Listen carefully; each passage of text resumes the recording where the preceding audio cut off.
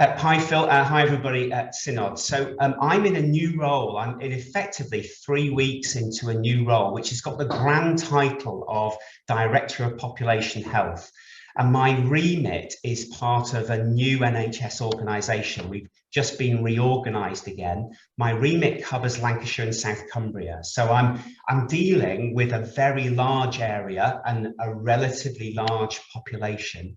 And what the role represents, I suppose, is an interest the NHS is now taking in improving the health of the population, not just treating illness, and working with other partners, including the faith sector, including churches, to tackle long-standing health inequalities. So for me professionally, some of you know me from some of the work I do in the district, but for me professionally, this is a bit of a shift from previous roles where I've spent a lot of time on the classical NHS agenda of waiting times or mental health or workforce, and a much more distinct role around the broader health of the population. So it's early days, Phil, but I'm really looking forward to it. Thank you, and we'll ask you in a while how we can pray for you, because that's a great position of responsibility, and think about how your faith inspires you in that. But for our theme today, which is enriching communities, it does sound like the NHS then sees that engaging with others in communities is going to be part of improving the health and well-being of the citizens of Lancashire and South Cumbria. What opportunities do you think we have as Christians, as churches, circuits and district to engage with the NHS and others? And are you aware of examples that you're seeing, or challenge us, nudge us, and how does the word enrich fit into what you're thinking about? And how many questions have you just asked me in one go? Too many. So I think the first thing is the NHS is its own national religion, isn't it? It has a very broad scope. It's a very large bureaucratic organisation. But our history in the NHS is that we've tried to do more and more and more and treat more and more and more people, but actually we still see real inequalities between people in different areas and in different communities. We still can't meet the demand that comes at us. And that's probably the image that we often use, is rescuing people out of a river. And we spend all our time doing that rather than walking upstream to find out what's happening to those people. And I think churches typically are further upstream. They're meeting and they are part of the community. They are connecting with people in communities in a way that the NHS could never touch. And I think the passion or the heart for communities is the place out of which the church operates. So it will never be possible for me to understand the community in Pendle or the community in Preston in the way that the local church might do that. And I think having a passion for community is one of the central aspects of that, and it's clearly linked to gospel, isn't it? So I think that's a really important centering thing for the church. I think a phrase that we sometimes use is the NHS cannot do everything. We sometimes behave with a bit of arrogance, and then people will try and bring us back down to size and say, you can't treat your way out of trouble. And a lot of the issues that are around the whole health of the population are actually nothing to do with the NHS at all. They're about people's housing or their education or their work or their wages. And again, the ability for churches to advocate on behalf of people in the community is a significant one, because, you know, we saw during the COVID pandemic that a number of the communities in Lancashire were really, really hard hit. That people died at a greater rate in our poorer communities than they did in some of our wealthier communities.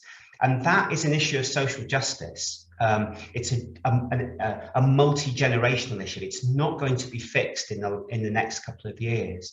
And so people who have a heart for community, they're invested in their community, they're connected, and they are prepared to take a long-term view, are the people that the NHS needs to be working with. And that could be the council, it could be a local business or a school or a church.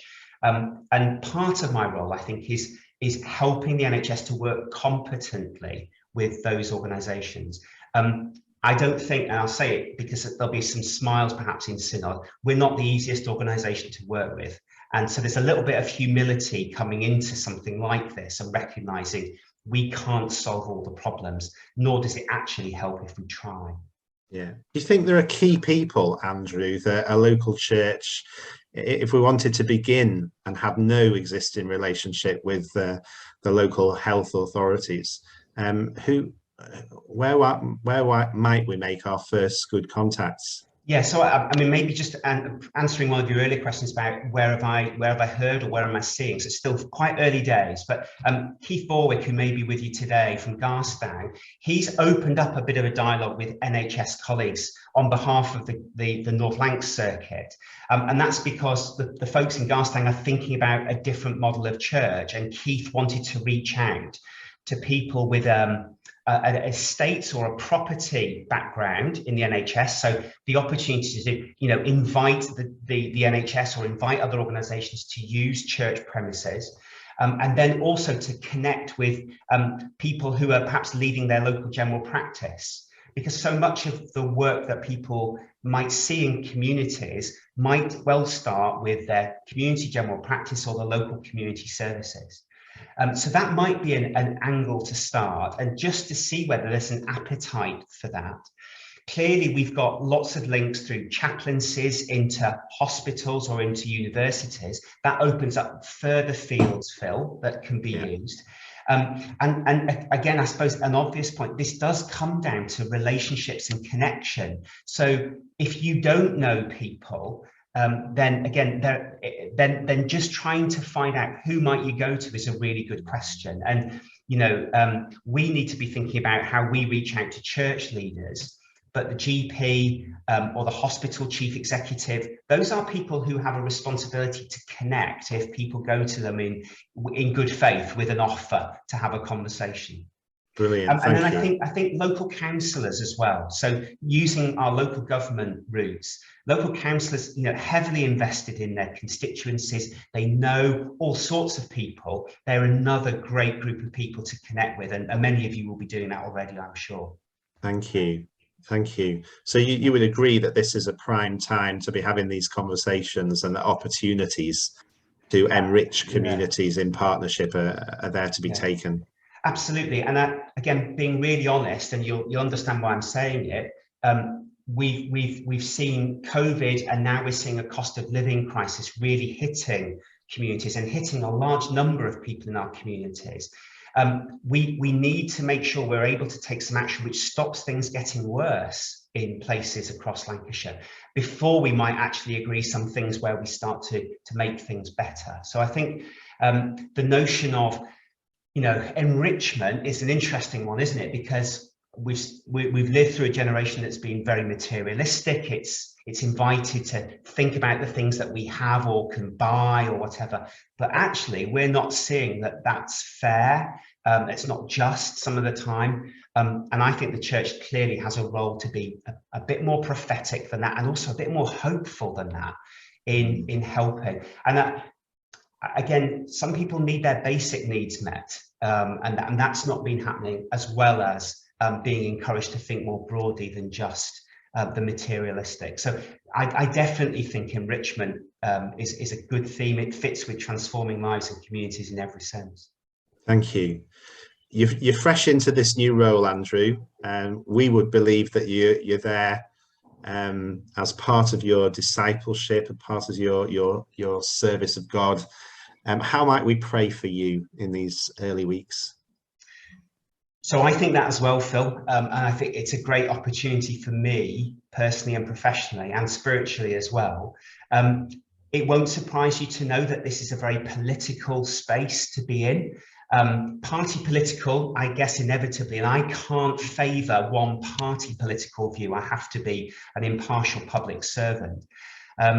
But what we find, and I want to encourage Synod with this, there are so many people of good heart and good intention. Some of them may have a faith, some of them may not, but they understand what poverty, inequality, some of these challenges, what that really means in their communities. And there are many, many people across Lancashire who have connections to try and improve that. So I suppose there's a prayer around wisdom, and there's a prayer around making the right connections and operating within that political space, because it's not an easy space at times. And different, you know, people come at this from different perspectives. There's not a single worldview on this. I think we need to be respectful of that. So I would start there, and I'm really grateful to you for praying for me. Thank you. Well, we will as we continue through our ENRICH Synod. Just finally, where do you go to be enriched? What fills you up, Andrew? Because we're recognising if we don't do this, we will run out of energy. At this time is going to be very testing for everybody. So where do you plug into God's resources, and how do you get spiritually nourished? So there's a few things. The seaside and the space on the horizon. I go running regularly, and you know, it's difficult sometimes getting out of bed, but when you get back, you feel like you've been enriched. We walk the dog, and that of course opens us up to all sorts of things in the changing seasons. I suppose my biggest places where I go from a theological point of view to the writing of Rob Bell and the writing of Richard Rohr. And they are theologians who I think are acknowledging that much in the world is broken, but there is a hope of being able to repair and fix it if we look to God. And so those are the people I listen into to see what they're saying. And I'd encourage you to do the same.